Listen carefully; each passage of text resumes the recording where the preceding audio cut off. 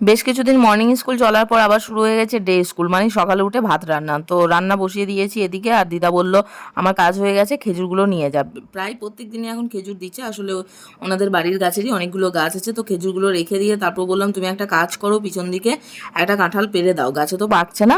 তো সামনে আসছে রথ বধ, তার জন্য আগে থেকে পেড়ে রাখতে হবে, আরও একটা পারতে হবে, তবে আরেকটা কি পারবো দেখবো। একটাই পেড়ে নিলাম, আপাতত পুজোতে দিতে হবে, সামনে অন্নপূর্ণা মন্দিরে পুজোতে আমরা গোটা কাঁঠাল দিই। তো রান্না হয়ে গেছে, আর কাঁঠালটা আটা ঝরতে রেখেছি। আজকে রান্না করেছি হচ্ছে ঢ্যাঁড়স ভাজা, ডিমের পোচ বানিয়ে দিয়েছি, আমার সময় গরম করব।